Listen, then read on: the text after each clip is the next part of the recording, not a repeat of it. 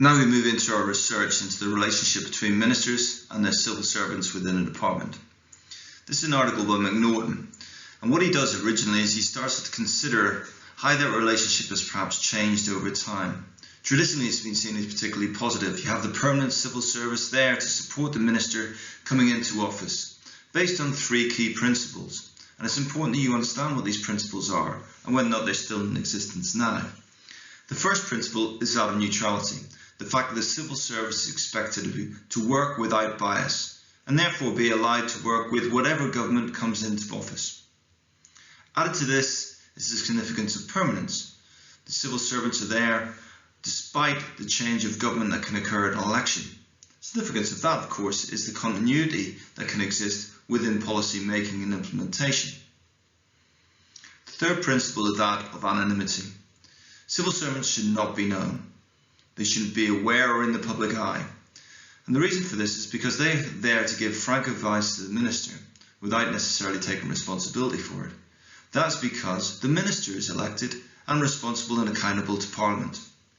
The civil servants, if they weren't anonymous, could be pressurised by interest groups and various other factors. So consequently, it's important that that particular aspect or principle is remaining. Now, what McNaughton does is he outlines the Peter Riddell critique, which is essentially a look at the concerns that have been raised over time that these principles have been undermined. First of all, that civil servants are increasingly in front of select committees, therefore questioning their anonymity. Also, concerns have been raised about ministers being publicly critical of civil servants and refusing to take accountability for their actions. Again, questioning anonymity, but also individual ministerial accountability. And finally, there's concerns that perhaps ministers are getting more involved in the hiring and the promotion of civil servants, questioning two aspects. First of all, the neutrality of the civil servants, but also their permanence in their positions. McNaughton then goes on to consider Francis Maude's concerns. Now, Maude was a minister within the Cabinet Office, and he was worried that civil servants were causing more problems to the government than benefits. In one way, they were saying that they were questioning government decisions, that they weren't actually working with the minister effectively, and that the minister should have greater power in terms of hire and fire, because at least that would mean they could push in regards to the accountability for performance of the civil servants without them being complacent. McNaughton also considers two clear classic examples of the tension that can exist between a minister and their civil servants.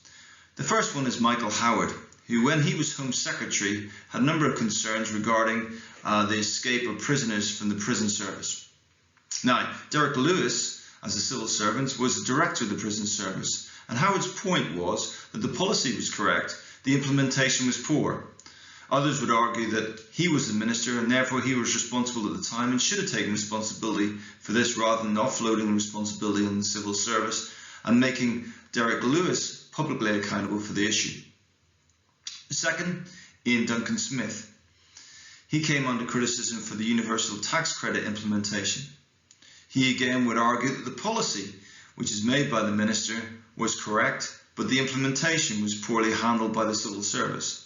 Again, showing the tension that can exist and the problems of clear accountability that can exist within the situation between ministers, or the relationship between ministers and civil servants. So as you come to the end of this article, what you want to do is consider the conclusions.